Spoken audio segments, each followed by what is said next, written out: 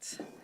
Bonjour tout le monde. Good afternoon, Your Excellencies, ladies and gentlemen, and a special thanks to Ambassador Koenigs for the invitation to speak today on Europe Day in celebration of the 40th anniversary of the first Canada-EU Treaty on Cooperation and the establishment of the EU diplomatic mission here in Ottawa. I'm very delighted to be here to celebrate this very special partnership between Canada and the European Union. And this conference offers us an opportunity to reflect not only on the current state of our strategic relationship, but even more importantly, on how we can strengthen our cooperation in pursuit of our common interests. We're very proud of this unique partnership, the results of extensive historical, cultural, political, economic, and above all else, people-to-people linkages. Despite the many current challenges the world and Europe are facing at present, the EU remains a major player on all key global issues and a vital partner in promoting our common values and protecting our security and prosperity.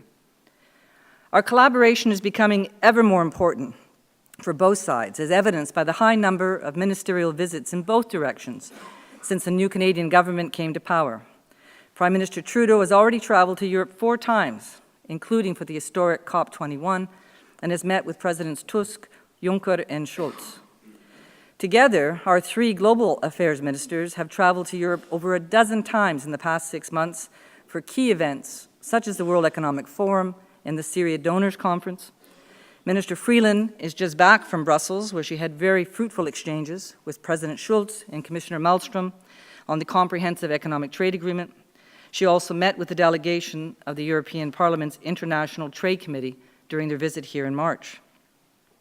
These are but a few examples that illustrate the breadth and the intensity of our relationship. Next year, Canada will celebrate its 150th anniversary. And yet, despite these many decades and the ocean that separates us, the historic ties between Europe remain both tangible and contemporary. I found it remarkable during my last assignment as ambassador to Poland how frequently I would be told by Poles as well as other Europeans who had traveled recently to both Canada and the US that they found Canada so much more European. They were not always able to fully articulate why they felt that way. Some said it was the language, others referenced our federalism, perhaps others the architecture, but mostly they referred to the similarity they found in our values and in our global outlook. And this explains why Canada has been designated by the European Union as one of its 9 strategic partners. And to give both voice and greater substance to that relationship, we agreed to jointly develop the Canada-EU Strategic Partnership Agreement. As the Canadian chief negotiator for the agreement, I found this an exciting opportunity to both strengthen our existing cooperation while identifying new areas for collaboration in the future.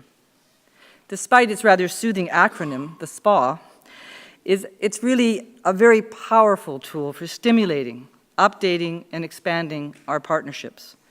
The SPA outlines how we are committed to working together on key global foreign policy issues and in enhancing and expanding on our strategic dialogues.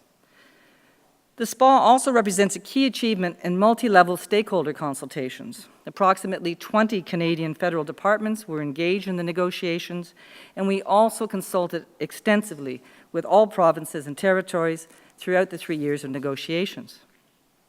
Together, the CETA and the SPA represent a progressive 21st century agenda and approach to expanding trade and investment and in working together on international peace and security by promoting pluralism, democratic governance, environmental sustainability, and sustainable development practices.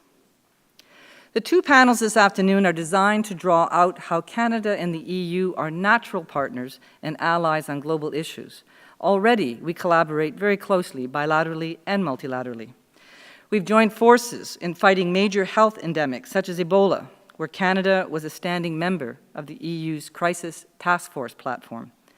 And Canada and the EU have also joined forces in donor coordination, such as in Afghanistan, where we are both founding members and remain partners in the donor dialogue forum known as the 5+3 donor group. And we've joined together in promoting responsible and sustainable resource management through efforts such as the Kimberley process to combat the trade in blood diamonds. The EU has also been a great supporter of Canada's signature international efforts, including our annual UN resolution on human rights in Iran, and our flagship initiatives on women and girls, including maternal and newborn child health and child early and forced marriage. On the issue of health, Prime Minister Trudeau announced earlier today that Canada will be hosting the 5th voluntary replenishment of the Global Fund on September 16th in Montreal. We will also increase our contribution to that fund from 2017 to 2019 by 20%, almost $785 million. And we are looking forward to welcoming global health partners from the EU and from around the world.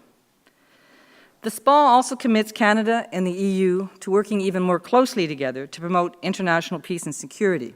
We've aligned our sanctions policy to increase their effectiveness, and a good example is, of course, in our joint effort with regards to Russian aggression in Ukraine. And we've aligned our positions and undertaken our joint démarches on nuclear disarmament to increase their impact. Our cooperation in crisis management is also a key element of our strong partnership.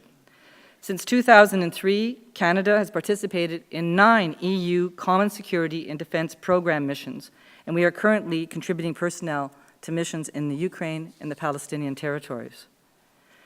Our like-minded approach to international peace and security issues was clearly on display recently, as the Ambassador mentioned, as Canada and the EU held our 2nd annual Security and Defence Dialogue.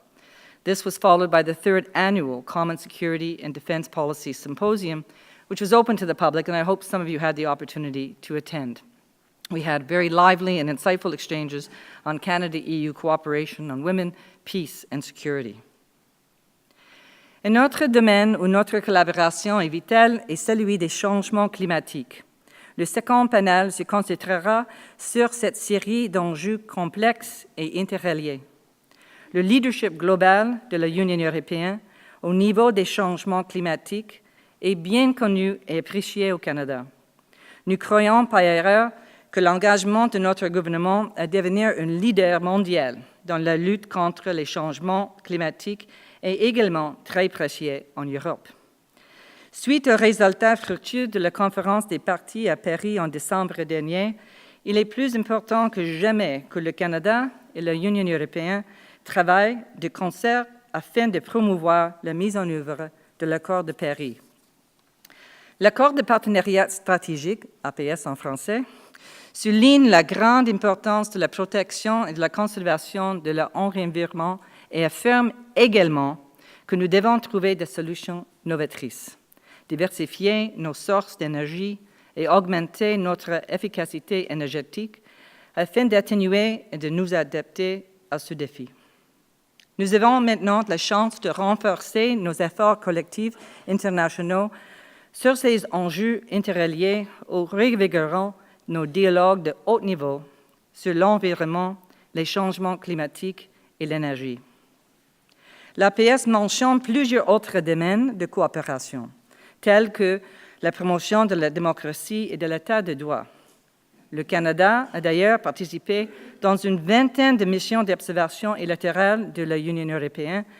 Dans la dernière décennie, le seul pays non européen à participer à de telles missions. Le Canada et l'Union européenne se sont aussi engagés à travers l'APS à travailler ensemble sur les enjeux de développement durable et de réduction de la pauvreté.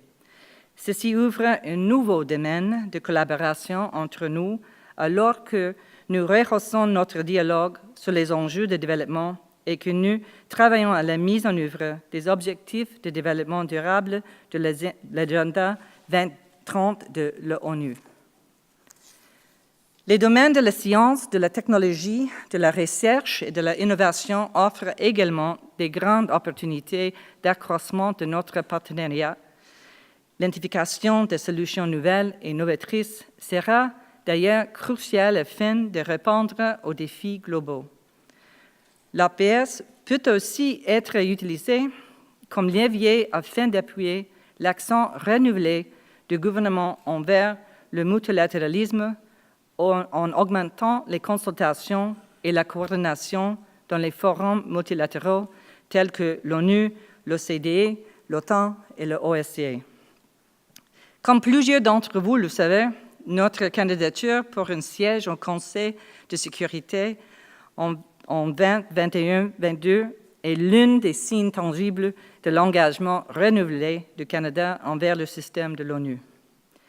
Je n'ai présenté que quelques exemples de la collaboration passée et future entre le Canada et l'Union européenne et de la façon dont l'APS va l'élargir. La mise en œuvre de l'APS aura un impact direct sur notre prospérité et notre sécurité commune.